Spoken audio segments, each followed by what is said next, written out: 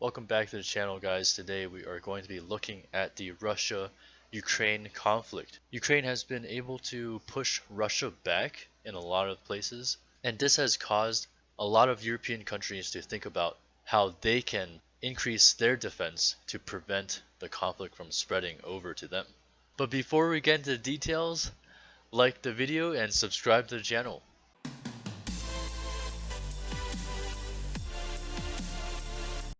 In the European Union, a lot of countries have not been spending a lot of money on their defense. And that's because of this long period of peace. And now that conflict is back on the continent, a lot of countries are looking at increases in their military budgets. Examples are like Germany. They're going to do a one time boost of 100 billion euros, and they're going to increase their baseline spending from 50 billion euros up to 80 billion euros. And from then on, they want to maintain 2% of GDP as military spending. And Poland is increasing their spending from 2.1% of GDP to 3% of GDP, going from about $12 billion up to $18 billion. Italy is going to be doing a $30 billion up to $41 billion. Sweden is going to increase their spending from 1.3% to 2% of GDP. And keep in mind that Sweden is not even in NATO. So that's a 7 billion euros up to 11 billion euros. So across the board, it looks like there's a 30 to 60% increase in their spending. Where are they spending this money? So I'm going to speculate a little here. The countries with smaller budgets are likely to buy smaller munitions that can kill multi-million dollar targets. So Ukraine has shown us how these small munitions can do so much damage, using stingers and other anti-air weapons to shoot down jets and helicopters, using javelins to kill tanks and armored vehicles, and laws to do the same. So a lot of the smaller countries will be looking to employ a similar strategy because they just simply can't afford large weapon systems. So larger budgets from bigger countries are likely to buy bigger weapons, such as the F-35, F-15, air defense systems, next generation tanks, and next generation aircraft. So that's probably what we're looking at right now.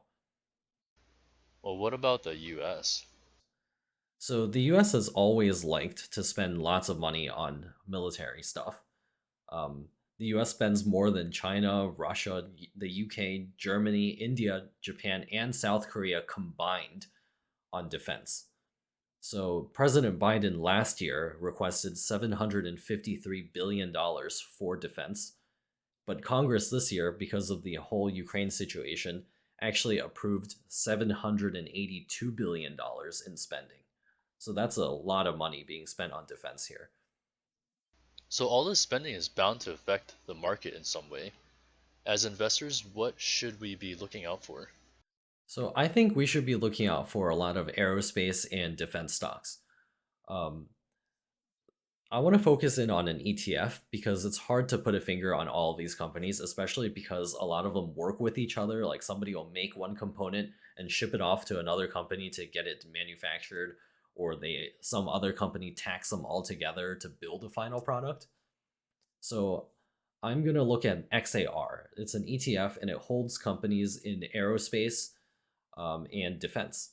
So it includes companies that'll do things like space tourism, companies that are working on supersonic passenger jets, components and manufacturing for military assets, such as the KC 43 tanker, P 8, F 35, F 15, F 16, F 22, tons of different military helicopters, as well as commercial jetliners. Some of the companies included also make tasers, they make body armor, they make the Javelin anti-tank missiles, all the way up to things like ICBMs. And of course, these include companies like Boeing, Lockheed, Honeywell, um, Raytheon. All of these companies are in there. It seems like a great time to be buying this ETF now, but does it have good long-term performance? Yeah, so that's something I looked at too. This ETF has performed at 14.4% in the last 5 years, and you can compare that against the S&P 500, which has done 15.8% in the last 5 years. So it's losing to the S&P 500 a little bit in the last 5 years, but we can extend that out a little longer. In the past 10 years, it's been doing 16.9% versus the S&P 500's 14.5%. So I think it's actually a good thing to have in addition to your S&P 500 index fund and your technology funds because it sometimes will beat the S&P 500. And I think because of this whole spending on military and on their defense, there's a chance that it may actually outperform the S&P 500. And even if it doesn't, at least it'll be quite close. Well, this is a lot of information to take in. We're just coming at this from a purely objective standpoint. I know buying defense stocks may be controversial to some people, um, but let us know what you think about the Ukraine situation, buying these ETFs, or anything you want to ask us about. Leave that down in the comments below. Like and subscribe, and we'll see you guys in the next one.